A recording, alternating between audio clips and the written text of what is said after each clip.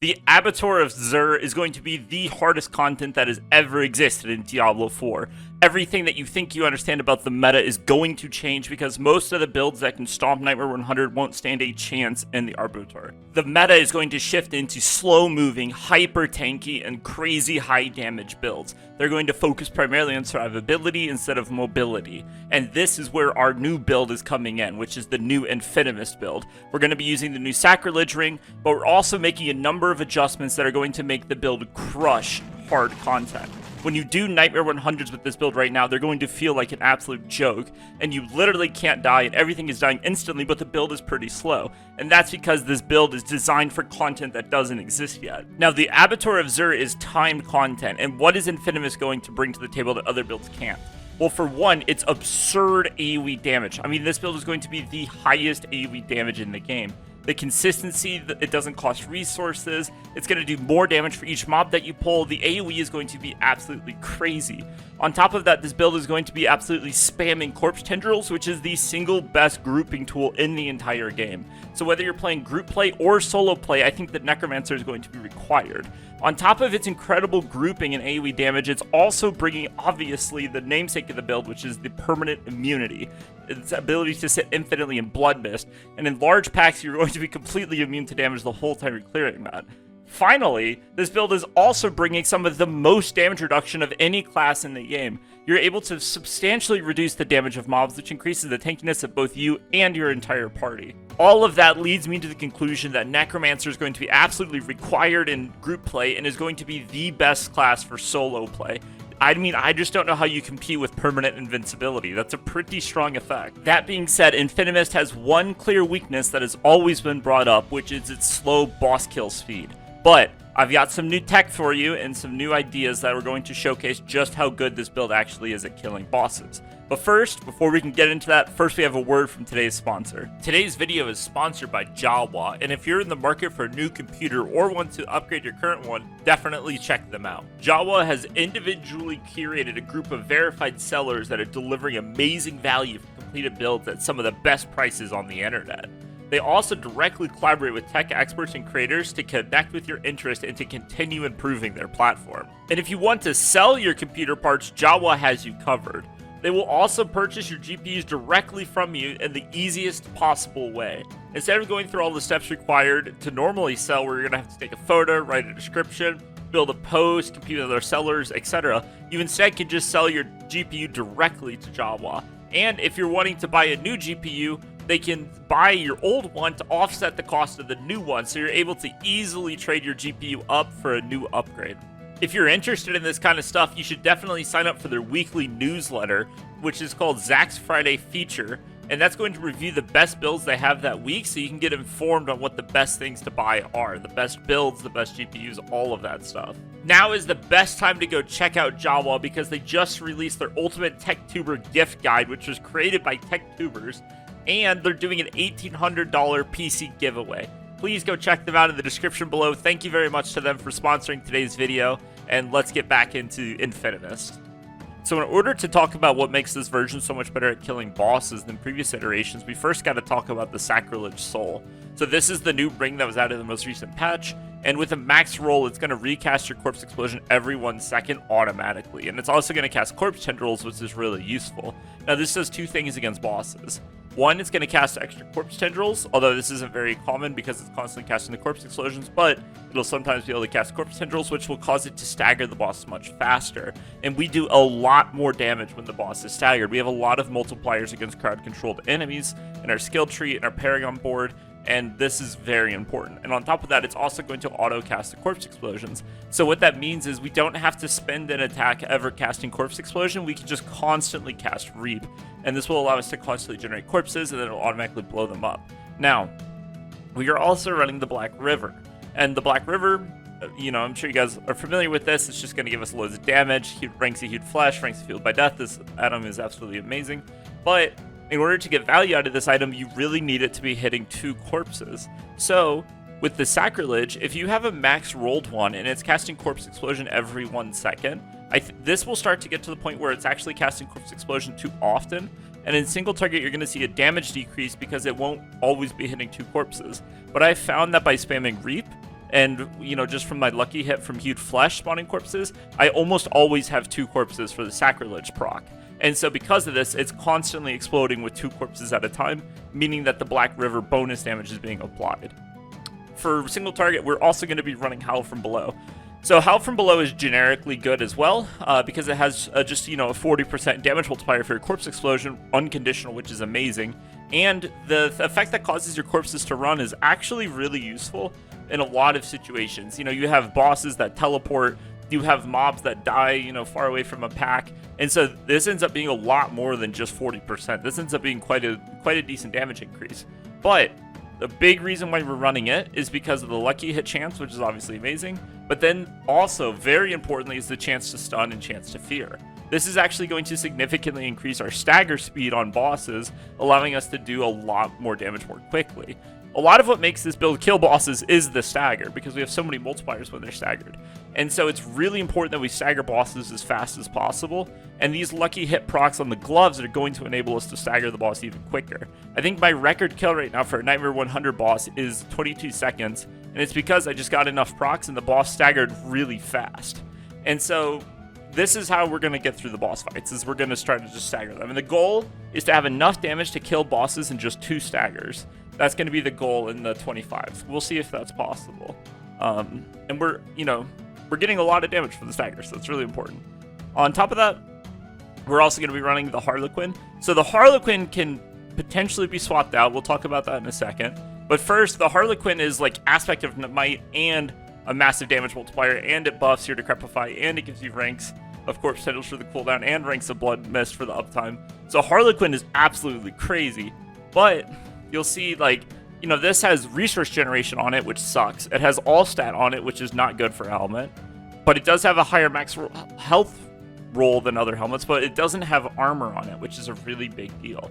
And you can see, so something interesting you're going to notice here, our boots are running Flicker Step, and we'll talk more about that in a second, but you can see our boots, our gloves, and our helmets are all uniques, which means we don't have the aspect of Explosive Mist, which is kind of a lot of what has made the build work historically.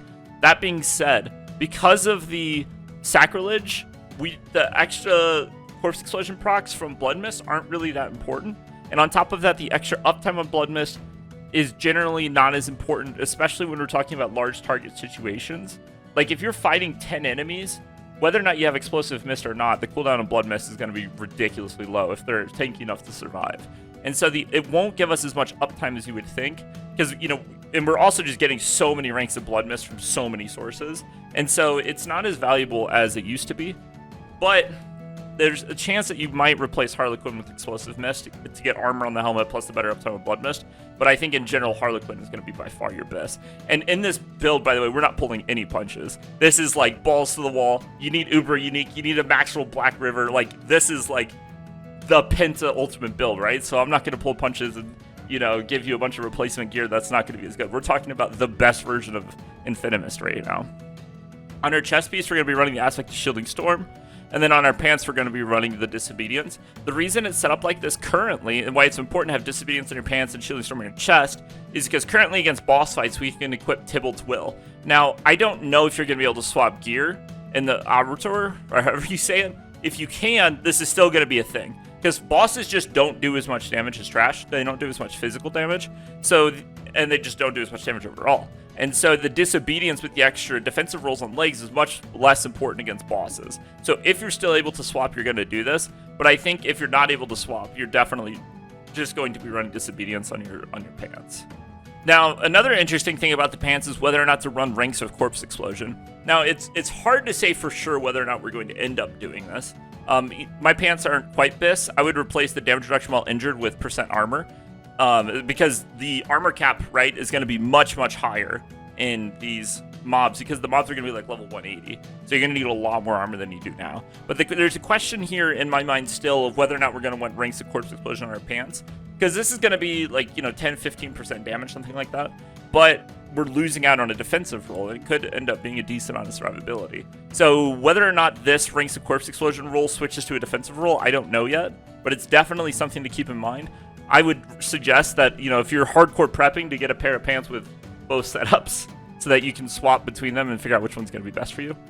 But returning to Flicker Step. So Flicker Step is a very good item. So A, it has movement speed on it.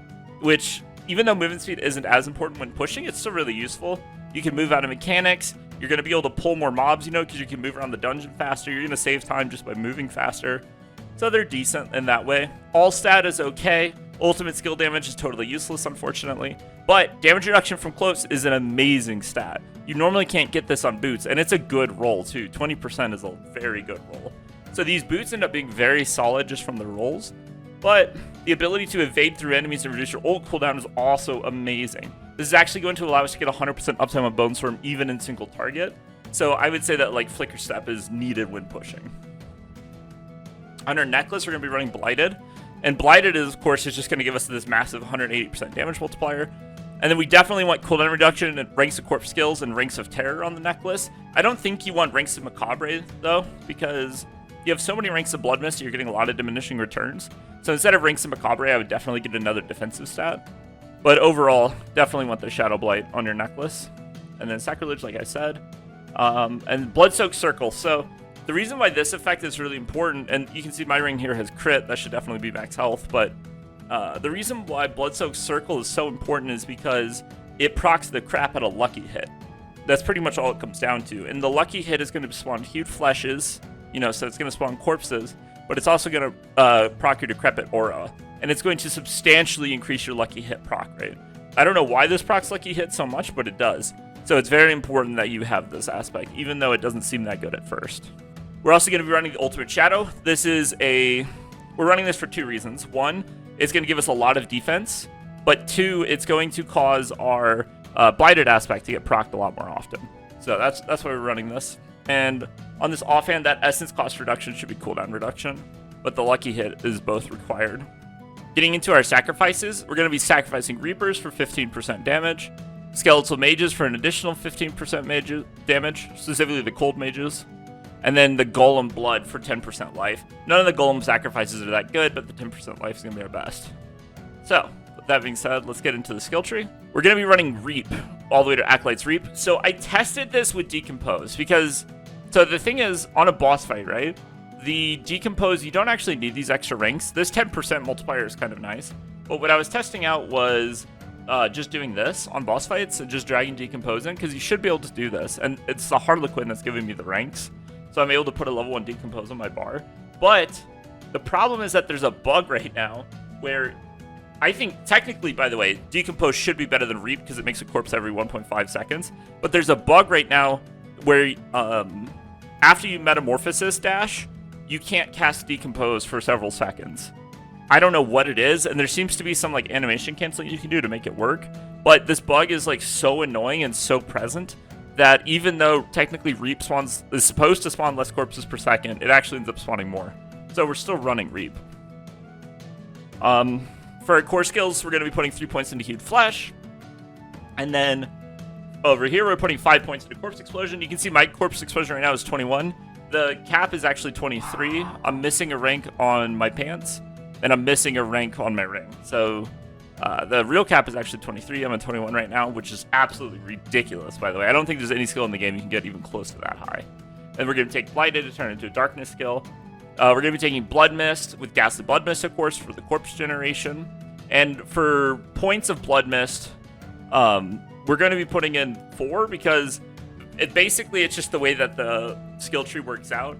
The additional ranks aren't worth that much, but there isn't a lot of value into putting those ranks into something else. So we just take a little bit of extra cooldown on Blood Mist. We're going to be taking 3 points of Fueled by Death for the damage multiplier, 3 points of Death's Embrace, of course, for the damage and damage reduction, 3 points of Amplify damage, and then we're going to be taking Abhorrent Decrepify. This is, of course, the cornerstone of the build. This is like the main thing that's going to give you so much cooldown reduction. We're going to be taking Corpse Tendrils all the way to Blighted Corpse Tendrils. So technically, you can run Plagued Corpse Tendrils. I just don't think it's worth running because of our Vampiric powers. We get 100% uptime on Vulnerable anyway. The Plagued Corpse Tendrils is definitely something you would take when speed farming. But when we're talking about like hardcore content that's difficult to clear and stuff's really tanky, 100% I would go Blighted, because the extra blood orbs are going to give you maximum life and they're just going to heal you and stuff, whereas the vulnerable application isn't really going to do much of anything for you. 3 points Reaper's Pursuit, 3 points of Gloom, and 3 points of Terror. So Terror is a passive that significantly increases its damage against stunned enemies, which of course, you know, the Corpse Tendrils is going to be proccing that constantly. And then whenever we stun bosses, we're going to get the multiplier as well. So this is pretty good. And then Darkness is, we want 3 points of Crippling Darkness because it's going to give us a 15% chance to stun for 3 seconds. And this is going to increase our damage against trash because we're going to get stun procs, but it's also going to allow us to stagger bosses much faster. Remember, like, the key part of this build against bosses is to stagger them. We just want to stagger them as fast as possible. And like I said, the goal is to kill them within 2 staggers. 3 points into State Alone. This is a big part of what makes Necromancer so ungodly tanky, is you just get a flat 18% damage reduction for 3 skill points. 3 points of Momentum Mori. This is just going to increase both of those 15% damage multipliers by an additional 60%. So this just ends up being a small damage multiplier, but it's worth taking. And then we're going to go Bone Storm, Prime Bone Storm, and not Supreme Bone Storm. I was testing this. This point should be in Blood Mist. So we are actually going to 5 points of Blood Mist. Sorry about that. Supreme Bone Storm is going to give us crit, which we don't need. So yeah, we're just I was testing out X-Falls. That's why I swapped it. I forgot about that. But the yeah, Bone Sword combo, I mean, you know what it is, right? Ridiculous barrier generation, the shields, the damage reduction, all of that stuff. And then finally, we're going to be taking Shadow Blight, of course. So getting into the Vampiric powers, the most important one is Flowing Veins. This will give us a 60% damage multiplier against enemies who are moving or affected by Vampiric Curse. We're going to be getting this through Vampiric Curse most of the time, which is coming from, it's coming from Metamorphosis, where whenever we evade through enemies, we apply Vampiric Curse, and then we combine that with Prey on the Weak, where whenever we have Vampiric Curse, they're also vulnerable. And you can see that these multipliers just get out of control very quickly. We're going to be running Domination for a 24% multiplier against stunned enemies. And so again, this is playing into that whole, stagger playstyle that we've been talking about. And even in trash, the amount of stun procs that we get and everything else is going to give us a 24% damage multiplier. Now, I will say, the Execute on non-elites is actually going to be a massive damage loss when pushing. And there's actually a chance that we end up taking this off. I'm going to post an updated build video after I clear my 25 and, work on some of these things and figure out exactly what it's going to be. But just keep in mind that this might actually get swapped off because of the Execute. Because, less mobs means we do less damage, basically, because of Hued Flesh. We're also going to be running Anticipation. So it's this is mostly for bossing. Again, a lot of our build is around bossing because this is our real weakness, right? Trash is not an issue. But in single target, an extra 20% cooldown reduction on ultimate is really useful. Because, we're proccing a lot less Abhorrent Decrepifies. And so we're just getting less cooldown reduction. And on top of that, every time we, proc our Flicker Step, we're going to be hitting less enemies than we are in AoE, of course, because it's single target. So the extra cooldown reduction on Anticipation actually massively increases our uptime on Bone Storm. And in fact, this lets us get 100% uptime on Bone Storm in single target. Okay, so lastly, let's talk about Paragon board. So I'm going to give you some nodes that you can swap out. If you're wanting to play this build in the meantime, you can swap a lot of these defensive nodes for offensive nodes, and I'll let you know about those exactly. But in our first tree, we're going to be running Amplify. Now, these kind of Amplify nodes and Sacrificial and those nodes are really good because they give the bonus to magic and damage multiplier. So it's gonna increase the value of these armor nodes, which, like we were discussing, armor is gonna be really, really important when pushing. In fact, it's a separate conversation, but I fully expect us to use armor potions when pushing because I don't think we're gonna be able to reach cap. I haven't exactly mathed it out perfectly yet, but from my napkin math, I don't think we're gonna hit cap. So anyway, Amplify is really good for the damage and armor. Coming up here, we're going to be grabbing Wither. So Wither just gives our spells a chance to crit, basically, our damage over time spells, which normally they cannot. It just does, it's a separate thing. It's not related to crit, but that's effectively what Wither is. It's just crit. And then for our node here, we're going to be taking Control. I would run Control no matter what, because this is our game plan, right? 20% damage to stun. That's the game plan, is to stun enemies. So we're always going to be running Control. Up here, we're going to be running Darkness. So Darkness is going to reduce the damage that enemies do by 10%. That's the reason we're running it. It's also going to give us a flat damage additive, but it's not that relevant. The real reason we're doing this is for the damage reduction. But in the meantime, you could replace this with Scourge, which also is an int requirement, but instead of giving damage reduction, it'll just give you a flat damage increase, 10% multiplier rather. Over here, we're going to be running Territorial for a 10% damage reduction against close. And again, right now, if you want to play this build, replace this with Exploit, because it'll give you 10% damage multiplier instead. But for now, we're running this. And you can see here, we're picking up these poison nodes. So we're going to talk about resistances after this. But keep in mind that we're getting 20%, 25%, 30% poison resistance from our talent tree right here. And this is going to come up later. And then we should also be getting shadow resistance from this node. And I think from this node as well. So we're also getting shadow resistance. So we're getting poison resistance and shadow resistance. So we'll keep that in mind. We're going to talk about that again in a second. But coming over here, we're going to take Scent of Death. So we're always going to eat every corpse by the nature of how the build works. So this is generally going to be a 15% damage multiplier. And for our glyph here, we're taking Sacrificial. And again, Sacrificial is hitting these armor nodes, right? And it's buffing them up. And you can see we're actually hitting the dex requirement here for this armor node as well. So this board is a ton more armor, and then Sacrificial is an additional 10%.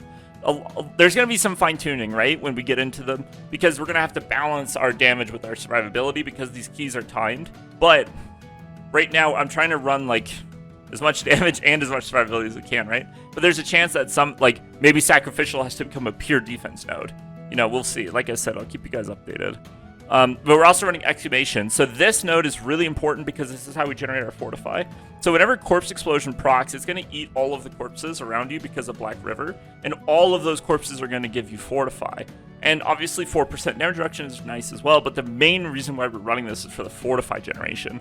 And again, you know, it's 110% damage additive value, so it's not bad. But the real reason we're running this is for the Fortify generation. Okay, so now let's talk about resistances. So your necklace is going to give you all res, and both your rings are going to give you all res. And then you can put jewelry into your you can put gems into your jewelry, right? And then for the Paragon board, we're already getting shadow and poison. So you can see here, actually, I've been testing different rings and stuff, so I have the wrong gems in, but this is better for my example. So you can see that my necklace, I have a cold resistance gem. This ring I have a fire resistance gem, and then this one I have another fire, but it should be lightning, right? And then that'll allow me to cap on lightning resistance. So poison and shadow are capped from Paragon board plus these flat additive values plus the flat additive values from the board. And then fire, lightning, and cold, we put one of each gem in our gear, and we're capped on all of our resistances. And this is really important. Definitely make sure you cap out your resistances. Anyway, that's all I got for you guys today. If you have any questions, leave a comment down below. I'm excited for the new content. I'm ready to have a real test of what this build can do. I think we haven't even seen the start of how good this build actually is, so I'm really excited. And yeah, I'll see you guys in the next video. Peace out.